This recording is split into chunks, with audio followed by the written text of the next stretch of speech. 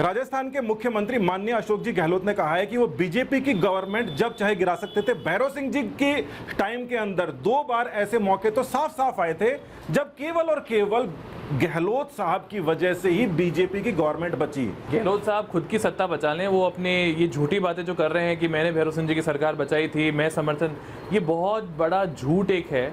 आप खुद के जो आप एक तरीका जो आपने अपनाया है, अलोकतांत्रिक तरीका खुद की सरकार बचाने का, उसके लिए आप भैरव सिंह जी के नाम को जो ढाल बना के चल रहे हैं, इसका हमने विरोध किया भी है। सच के आधार पर जो भी बात है वो करें।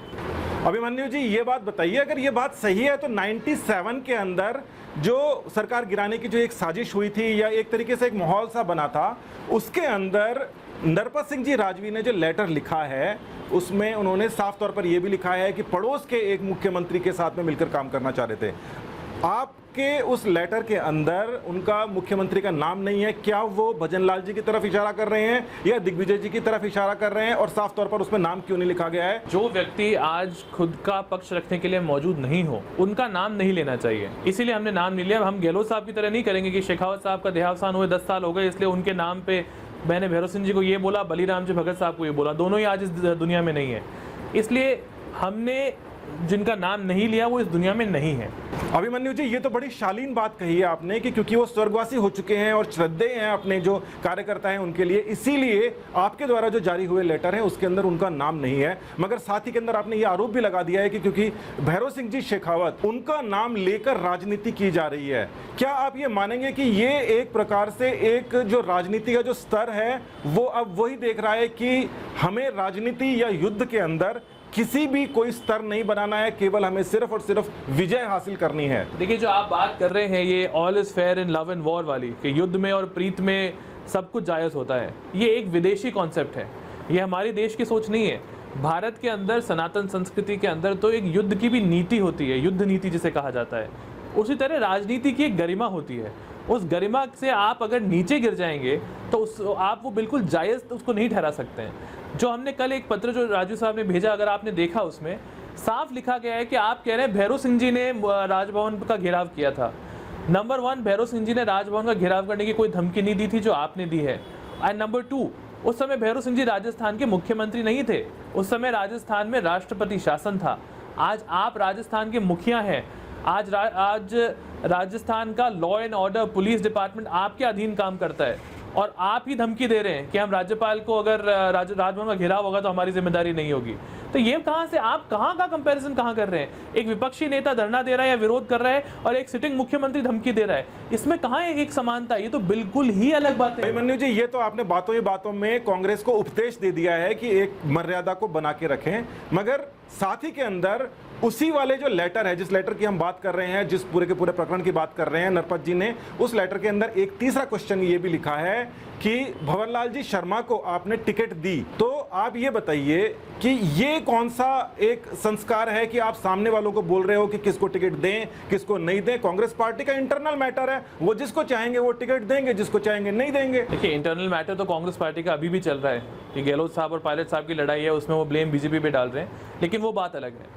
भंवरलाल जी शर्मा ने, जो सरदार शहर के विधायक हैं, उन्होंने उस समय भी भाजपा के विरोध में शेखावत साहब की सरकार गिराने का एक विद्रोह षड्यंत्र रचा जो बहुत असफल हुआ।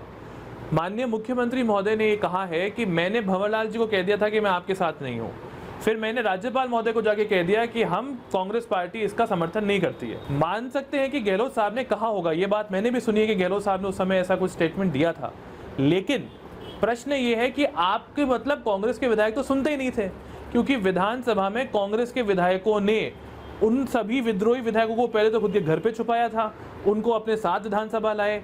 विधानसभा में आपने राज्यपाल के हाथ से अभिभाषण की प्रति छीनी, राज्यपाल से धक्का मुक्की करी, राज्यपाल का माइक तोड़ा, लड़ाई करी, पुलिसकर्मी के कपड़े फाड़ दिए। ये सब कांग्रेस के विधायकों द्वारा किया गया था। अगर कांग्रेस इस विद्रोह के विरोध में थी तो उस विद्रोह को चलाने वाले, उस विद्रोह का षड्यंत्र करने वाले व्यक्ति को जब भारतीय जनता पार्टी ने सदस्यता से बाहर निकाल दिया तो आपने क्यों उनको माला पहना के कांग्रेस पार्टी में लाए? क्यों आपने उनको टिकट दिया? और आप उनको लेकर आए थे, तभी तो आज वो आपके भी साथ वही कर रहे हैं जो उन्होंने भैरव सिंह जी के साथ करने का प्रयास किया था। गहलोत साहब एक दूसरी पिक्चर दिखा रहे हैं, मुख्यमंत्री महोदय एक बिल्कुल ही दूसरी एक दृश्य दिखाना चाह रहे हैं पूरे प्रदेश को कि कांग्रेस पार्टी का तो उसमें कोई योगदान ही नहीं था, कांग्रेस पार्टी तो बिल्कुल ही उस विद्रोह के विरोध में थी। अभिमन्यु जी, ये बात तो बिल्कुल सब जानते हैं कि बीजेपी वाले बोलने में बहुत आगे होते हैं, हर एक बात को घुमा के सामने वाले के पाले में डाल देते हैं। मगर इस समय कांग्रेस के अंदर भी इस प्रकार के लोगों की कोई कमी नहीं है जो बहुत ज्यादा चतुर हैं। अभी गहलोत जी ने भी ये बात कही है, उन्होंने ये कहा है कि बीजेपी भी चुनाव नहीं चाहती, अपने सभी के सभी विधायकों के सामने ये बात कही है। आप ये बात बताइए कि ये बात जो अशोक गहलोत जी ने कही है, ये बात सही है या नहीं है? डॉक्टर साहब, आप सीकर से ही आते हैं और सीकर में गोपीनाथ जी महाराज का मंदिर है। मैं तो ये कहता हूँ कि अगर दोबारा प्रदेश में चुनाव की घोषणा हो जाएगी तो मैं गोपीनाथ जी के मंदिर में जाके प्रसाद चढ़ाऊंगा और सबको बांटूंगा बाहर। अगर आज राजस्थान में चुनाव हो गए तो कांग्रेस पार्टी का जो हाल 2013 में हुआ था उससे भी बुरा हाल होगा। मैं चैलेंज के साथ कह रहा हूं, अगर ये 19 के 19 जगह उपचुनाव भी होते हैं तो कांग्रेस एक सीट नहीं उनमें जीत सकती। और अगर सभी पूरे राजस्थान में 200 विधानसभा सीटों में अगर चुनाव वापस होते हैं तो राजस्थान में भारतीय जनता पार्टी अपना ही 2013 का रिकॉर्ड तोड़ने के लिए तैयार है। हम तो एक्साइटेड हैं, आप आज चुनाव करा लीजिए। लेकिन मुझे ये समझ में नहीं आता है कि कांग्रेसी लोग बार बार बीजेपी का नाम क्यों ले रहे हैं। बीजेपी वाले अपने घर पे बैठे हैं, हमारे कोई बस की नहीं है कि हम विधायक खरीदें। आप एक बात बताइए, राज्यसभा चुनाव में उन्होंने कहा कि 35 करोड़ में एक विधायक खरीदा जा रहा है। राज्यसभा चुनाव जीतने के लिए हमारे को विधायक कितने चाहिए थे? लगभग 25 कांग्रेसी विधायक हमें वोट दें। 25 इंटू 35 करोड़ क्या होता है? लगभग 1000 करोड़ रुपए। एक राज्यसभा की सीट पर 1000 करोड़ रुपए खर्च करेंगे, मतलब एक झूठ की पराकाष्ठा होती है। लेकिन कांग्रेस के साथ वही हो रहा है, मन के लाडू फीके क्यों, फीके हैं तो थोड़े क्यों। ये इस तरह की बातों से उनको उभर के बाहर आना चाहिए। अगर वो चुनाव की बात कर रहे हैं, हम चैलेंज दे रहे हैं, आप राजस्थान में चुनाव कर रहे हैं, दूध का दूध पानी का पानी हो जाएगा।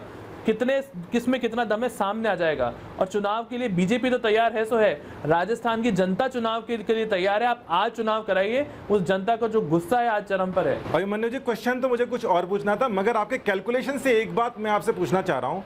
आपने कहा 1000 करोड़ रुपए राज्यसभा के एक मेंबर के लिए हम खर्च नहीं कर सकते, तो कितना खर्च कर सकते हैं? देखिए, ये रेट को लेके जो कंफ्यूजन है ये तो कांग्रेस पार्टी के अंदर ही है। जैसे अभी आपने देखा, गिरिराज मलिंगा जी ने कहा कि मेरे को, सचिन जी ने कहा 35 करोड़ रुपए मेरे को तुम्हें दे दूंगा, तुम मेरे साथ आ जाओ। सचिन पायलट जी ने उनको मानहानि का दावा दिया 1 रुपए का। तो मतलब कहीं ना कहीं कांग्रेस ही बता रहे हैं हमारी रेट 1 से 35 करोड़ की है। बाकी अगर एक 54 में भी कोई बिकता है तो भारतीय जनता पार्टी नहीं खरीदती है, क्योंकि ये सिद्धांतों के ऊपर चलने वाली पार्टी है। हम पर आप कितनी भी बातें कर सकते हैं, लेकिन सिद्धांतों पे जो चलेगा वो कभी डगमगाता नहीं है।